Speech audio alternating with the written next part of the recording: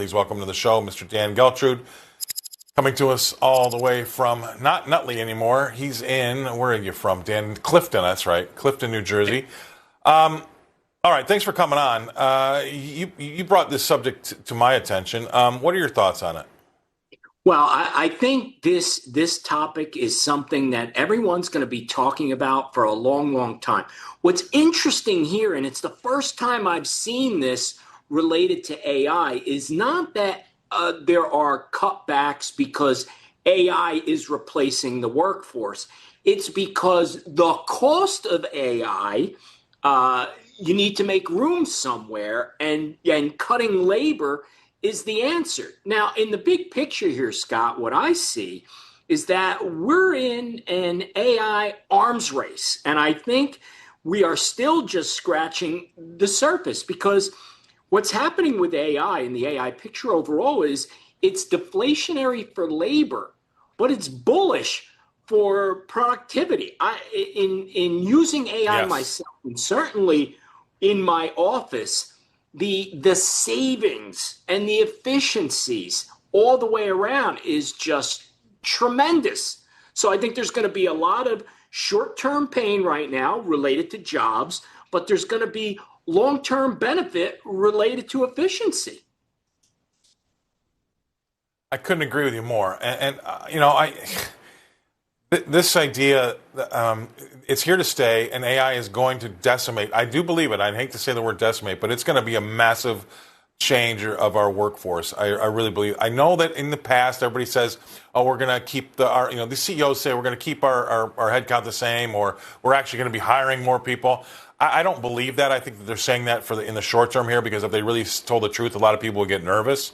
But you know what? All other technologies up until now have been there to kind of help the employee, right? An add-on to the employee.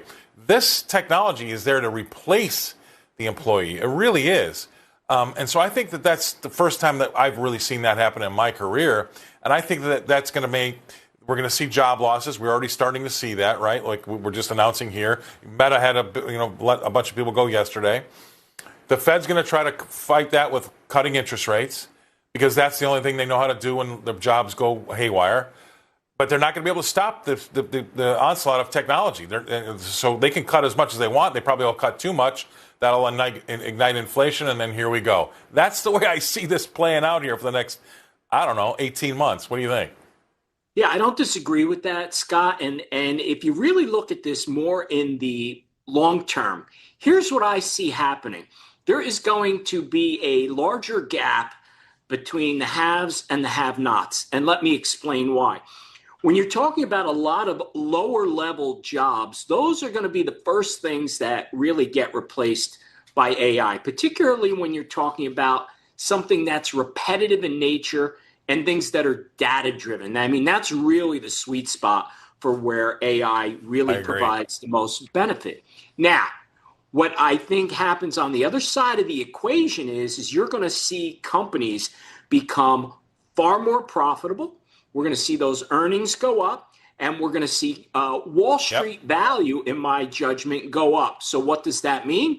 Those that are invested, presumably people with money, are going to get wealthier, and people without, that are living paycheck to paycheck, those jobs, although some will get replaced by AI and others will be created, but I don't think it's going to be an even swap. I think AI is going to take more from the job market than it recirculates to other positions.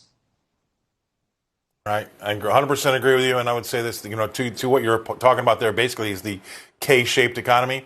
The upper 20% incomes, that K-shaped economy is going to get worse. They're going to do even better. The lower 80% are going to be fighting to hang out of their job if it doesn't go away, and they're not going to be invested to really benefit from the efficiencies and the productivity. So the K-shaped economy, I think, is here to stay for at least for a while. So always great to talk to you. That was a great subject to bring to our attention. Dan, thank you very much for coming on. Dan Geltrude, Clifton, New Jersey. Thanks for being on.